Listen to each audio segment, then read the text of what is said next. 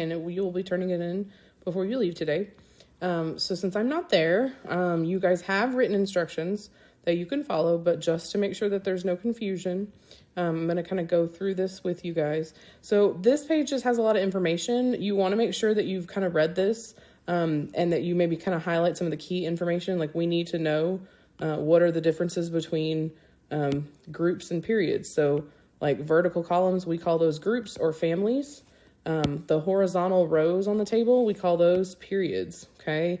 And that's important to know because as we go through the rest of this semester and next semester, we'll be kind of referring to properties of elements and how they form chemical bonds and how they do chemical reactions. And a lot of that has to do with where they're placed and knowing like what group they're in or what period they're in and those kinds of things. The other thing we need to know is that there's sort of two main groups on the periodic table. There's metals and nonmetals. And so the metals are going to be more on the left side. The nonmetals are all going to be all the way on the far right side. And then right in between them, there are 7 elements that we consider, they're sort of fall into the category of they're both properties of metals and nonmetals. And so we call them metalloids. And those are going to be boron, silicon, germanium, arsenic, antimony, tellurium, and polonium. And we'll see those when we get to the table in just a little bit. The other things we need to know is we need to know some of the groups that have similar properties. So obviously hydrogen is just a single element, but it's not really in any of the groups because it's so unique. It doesn't really match any of the properties, all of any of other groups. So it's kind of by itself, okay? It's above group 1, but it's not part of group 1. It's not an alkali metal, okay? Which brings me to the next group, okay? So group 1 is actually called the alkali metals. That includes everything in that first column except hydrogen.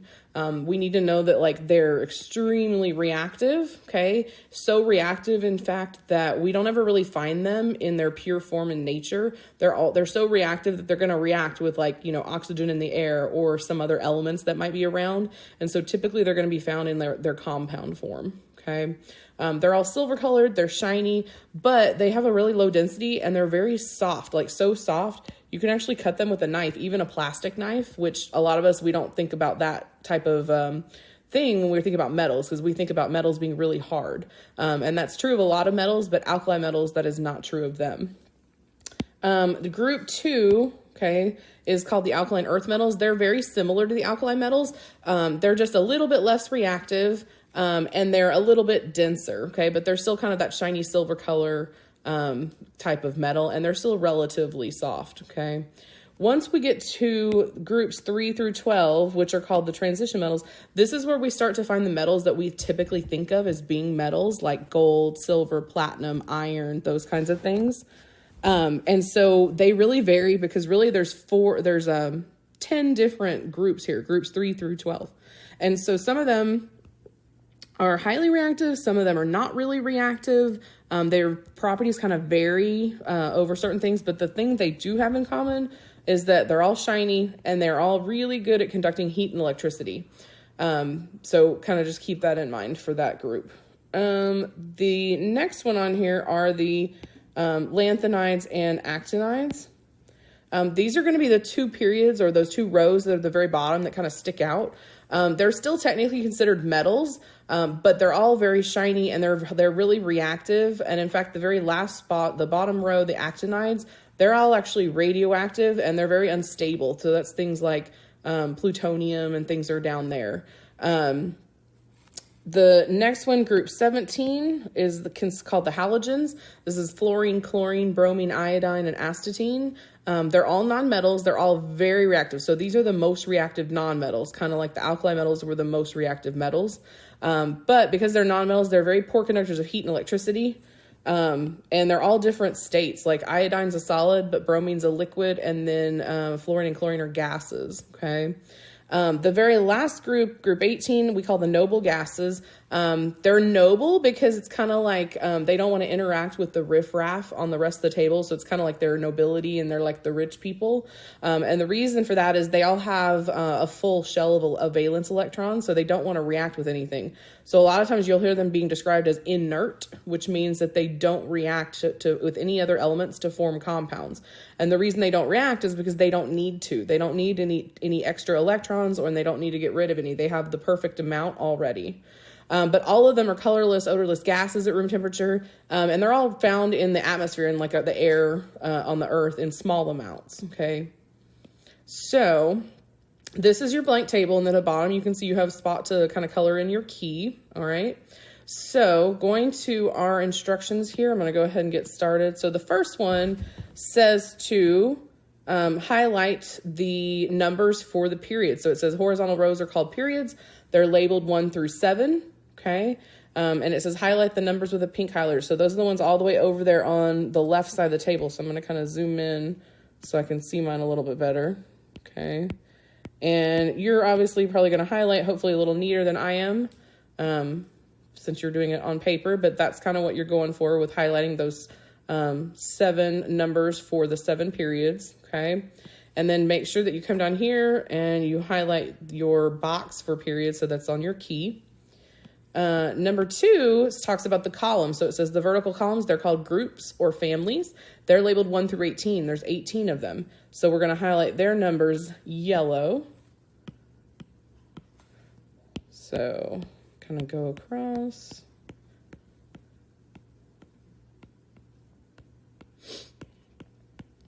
And then again, don't forget to do your key down here for the groups. Highlight that in yellow as well. All right, so number 3, you're going to need a red pen. So it says label each of the following group numbers with the corresponding charges of their ions. So we've talked about that ions happen when atoms gain or lose electrons, and the periodic table is arranged, and it just happens to be that each group is always going to lose or gain the same number of electrons. And so we can predict, if we know how to read that on the periodic table, we can predict what charge an element is going to have based on what group it's in. And so we're going to label those on here so that we can refer to them later. So group 1 is a positive one, and then you can kind of see the rest of them that are labeled here. So I'm going to go ahead and scroll back up here. So I'm going to change to my red pen, and I'm going to do, let's see, you've got 1 plus, 2 plus, and then I'm actually going to skip groups 3 through 12, the transition metals, and I'm going to go over to group 13 because that was the next one. So that one's 3 plus. Group 14 can be 4 plus or 4 minus, and then we have 3 minus, 2 minus, 1 minus, and then the noble gases are 0 because they don't ever form ions, because as I said, they don't ever form any kinds of bonds. They're already stable. Okay. All right, so number 4, you're going to need a black Sharpie, okay? So we're going to make what we call the staircase or the zigzag line, and this is the dividing line that divides the table between metals and non-metals, okay? So if you look at the periodic table on the wall, you can kind of see it on there. Pretty much every periodic table is going to have a line like this, okay? And so let me get my black here. So it starts up here next to boron. Oop, that's a little bit big. Let me make mine a little smaller. There we go, that's better. Starts next to boron and then kind of goes between boron and aluminum, goes down between aluminum and silicon. Okay. That. Down here. Goes across here. Down here. Goes across here. And then once you get there, then it goes all the way down to the bottom. Okay. So we call that, like I said, the stair step or the zigzag line. And that's just our way of saying that anything that's on the left of that is going to be considered a metal. Anything that's on the right of that is going to be considered a non-metal. However, there are those elements we talked about that are right next to it that are metalloids that we're going to color a different color later. Above that staircase line, we're going to draw a double-sided arrow and we're going to label it like it's showing right over here. The reason we're going to do that is that's just our way to indicate that everything on the left, as I said, is a metal. And then we're also going to label it cations. And that's because we talked about previously that if an atom forms a positively charged ion, it's called a cation. And all the metals always form cations. And then the non-metals, those always form anions. And so they're always going to be the negatively charged ions. So I'm just going to go back up here, get my black marker, and I'm going to do kind of a little dashed line, and then do an arrow there. Arrow there. And then I just want to label, so I'm going to do metals and then cations. And then over here we'll do nonmetals and anions. So yours will probably be a little neater than mine since I'm writing on the iPad. All right, so now that we've got that done, now the rest of this is going to be coloring, okay? So when we get to number 6, the first thing it says is we're going to outline the metals and the non-metals. So this is where you're going to need a silver and a brown Sharpie. So those are also at the front, just like the highlighters and the red pen and everything. So just make sure that whatever you borrow, that you return when you're finished to the right spot. So unfortunately, I don't have silver on here, but I do have gray. So I'm going to be using gray as kind of my stand-in for the silver. So we're going to outline all the metals. Okay. So we know that like group 1 and 2 are metals, groups 3 through 12 are metals.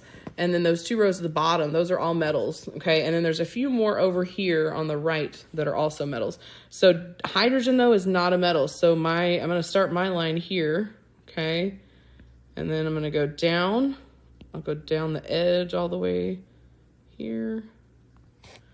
And then I'm going to go all the way across to here. And all the way across to here. And then I'm going to go ahead and do these 2 at the bottom because they're technically also considered metals. So I want to make sure I outline them. That's the good thing about doing this on an iPad is that the line gets straight for you. So it doesn't matter if I'm all wobbly, I can straighten it out when it holds. All right, so the hard part's gonna be over here by the zigzag line, okay? Aluminum is a metal, so I'm gonna have to go up, okay? And then I'm gonna have to kind of overlap with this black. So you wanna be careful that you don't like cover up any of your numbers because you wanna still be able to read. So just be very careful when you're doing this, okay? And then I'm gonna come down on the other side of aluminum, okay? And so my black and gray should be kind of like right next to each other. I don't really want them to overlap. I want to be able to see that they're both there. And then I'm going to continue down, okay, on the side of gallium. I'm going to go underneath germanium, okay, and then I'm going to go on the side in here in between tin and antimony. I'm going to go underneath antimony, and then I'm going to go down the side of polonium, and then underneath polonium, okay. Let me redo that one. That one went down a little further than I wanted. Okay, that's good enough. Y'all can see what I mean. So just be very careful, guys, that your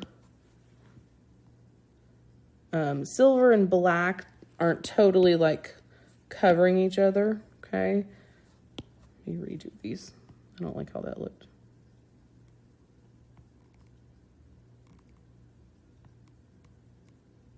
Okay, that's a little bit better. So then we're going to do the key. So I'm going to come over here and do kind of this gray outline on the box for the metals. Yours will be silver. And the reason we're doing silver is because the metals are shiny. They look silvery, right? So that's kind of just a visual way to represent that. So the non-metals we're using brown because brown we kind of think of as being dull. Sometimes when we're coloring, like if you're coloring a rainbow, you have all the bright colors, and brown's not really considered like a real colorful rainbow color. So first thing I'm going to do is I'm going to come up here and I'm going to outline hydrogen because hydrogen is a non-metal. Again, just make sure you don't cover up any of the numbers, okay? And then I want to come over here and I'm going to start helium and I'm going to go all the way down the side of the noble gases.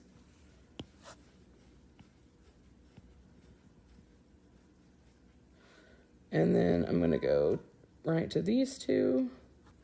And then I'm going to go up. And so kind of the brown is going to overlap that black right here a little bit. Okay. And then on helium, I'm going to come down. That's not what I wanted to do. Let's try that again. There we go. And then I'm going to go all the way over here and I'm going to stop right here at the side between boron and carbon because boron is a metalloid. So then I'm going to take my brown line kind of down carbon, underneath carbon, and then it'll go next to phosphorus, underneath phosphorus, next to selenium, and then it'll go underneath selenium, and then it'll meet right down there, okay? And then I'm going to come down here and do the brown outline on my non-metal, okay?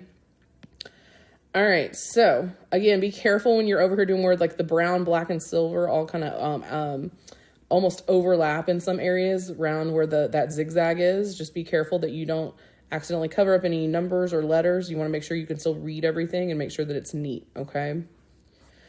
All right, so the rest of this section is all colored pencils. So you can get the colored pencils from the supply table, okay, by the door as you come in. You'll need green, light pink, red, orange, yellow, blue, and purple. And then you'll also need a light blue and a bright pink, like a magenta kind of color, okay? All right, so we're going to color the metalloids green, okay? Notice that on all the color pencils, guys, it says lightly color. It says lightly color for a reason, okay? We're shading it in, okay? We still want to be able to read the numbers and the symbols that are on there. This is a periodic table you guys are going to be able to use the whole rest of the year as a reference when you're doing work, okay? So if you color it so hard or so dark that you can't see the numbers and the letters, then that's going to, you know, not be a good thing, because then you're not going to be able to reference your information correctly, okay? So when I say lightly, I mean lightly, okay? So I'm actually going to use the highlighter here so that we can still read through stuff. So the metalloids, and it has them listed there if you don't remember them from that front page, but one of them is boron, and then we got silicon and germanium, arsenic and antimony, and tellurium and polonium. So those 7 elements should be kind of shaded in light green, okay? And then I want to make sure that I also do my key. So I'm going to do the green for the metalloids. The next one is just hydrogen by itself, okay? Because it's kind of its own special category like we talked about earlier. It's going to get a light pink. So I don't really have a lot of different colors of pink on here. I'm going to do it this color because that's different than that pink highlighter that I used for the period numbers, okay? So it's kind of a bubblegum lightish pink is what you should be going for. All right, so the next thing is the alkali metals are going to be colored with red. Alkali metals, if you guys remember from that front page, are group 1. So I'm going to switch to my red, and then I'm going to kind of shade. The rest of this group should be red. So hydrogen should be like a light pink, kind of a bubblegum type pink color. And the rest of the alkali metals should be red. Make sure you color the key that red color as well. The alkaline earth metals, we're going to color them orange. So let me switch over to orange. So there we go. And again, guys, y'all should be neater than this, okay? I'm doing this on the iPad, trying to do it quickly so that y'all can watch the video and do it in class. But again, make sure you're trying to stay inside the lines, have it look neat, okay?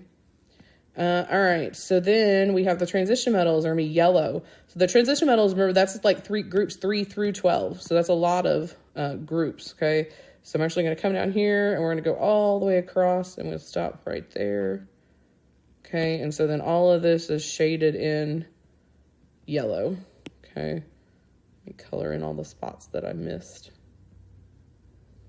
All right, and then do the transition metals yellow down here, okay? All right, so then we have the halogens are going to be blue. So the halogens are group 17.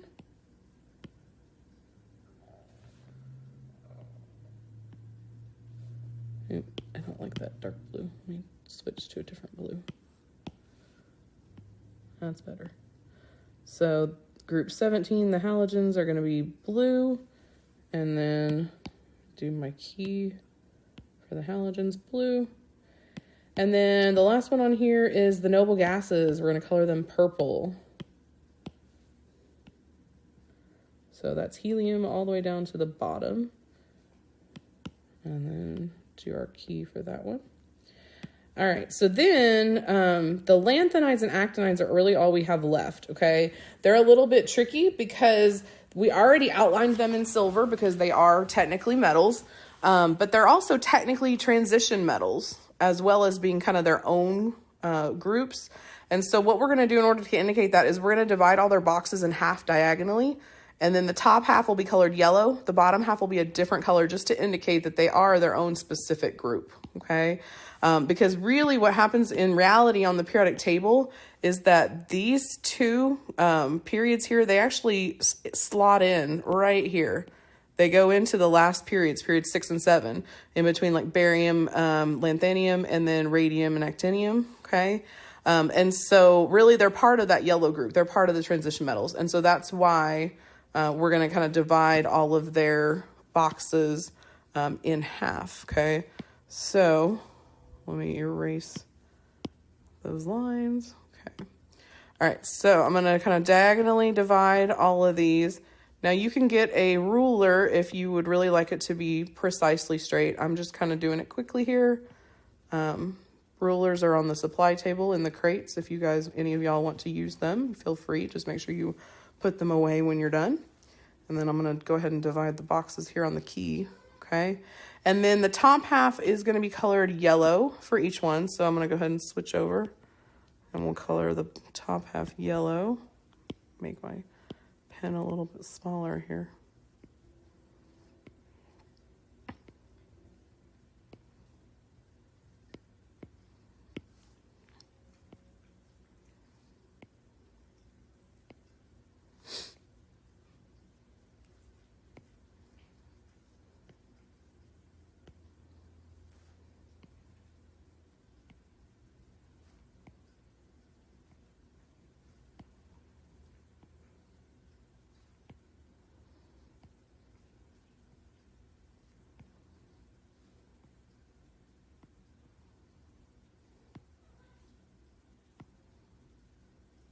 And then I'm going to go ahead and color the top half on the key. All right, and then, oh, I missed some spots here. Okay, good enough for me. All right, so then we're going to use light blue on the bottom half of the lanthanides. They're the first row, so I'm going to switch over and we'll do kind of a slightish light blue color here. You could probably get like a sky blue or some kind of light blue on your color pencils. And I know this is not very neat looking right now, but again, you guys on paper should be definitely a lot neater than this, okay? Especially considering you have the whole class period to do this.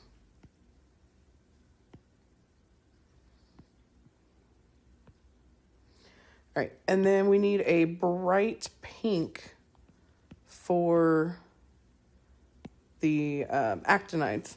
So I'm going to use the pink here. You could get maybe like a magenta or like a hot pink colored color pencil. It just should be a different pink than you use for hydrogen. Hydrogen's a light pink.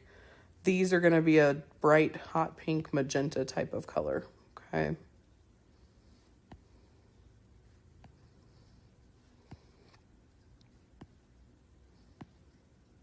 And then make sure I color my key in. And then the only thing left down here on number 8 is it just says make a key, which I did that as we went along. So if you did it with me, then you should be done at this point, okay? Make sure you've colored in all the key, double check everything. Hopefully yours is a lot neater than mine because you are going to get graded partially on neatness. I believe it's 10 points on the rubric. So, you know, if you're not 100% neat, you know, it won't kill your grade, but you may not get like 100. Make sure you fill out your heading, guys. So some of us, we've been forgetting. So like you need to write your first and your last name, okay? Except that's not really neat. Let me go redo my first name. Some of you guys are only writing your first name. And some of you guys I have in class, like y'all have the same first name or the same last name. So I need you guys to please write your whole name and then the date, which today is November 1st. 2021, and then please make sure you write your class period, guys, okay? When I go to sort papers to grade, if y'all don't write the class period, it's very hard for me to sort and grade quickly, all right? So if you want me to be happy and be in a better mood when I'm grading, then please make sure you're filling out all the information on your heading so that I can organize more easily when I'm grading, okay? And then just make sure that you turn this into the box before you leave today. I'll be grading them when I get back. And then once I'm done grading them, I'll return them to you and you'll keep this in your reference section of your binder because like I said, you'll be using it for pretty much the rest of the year, okay? Hope you have a good rest of the day and I will see you guys on Wednesday when I'm back.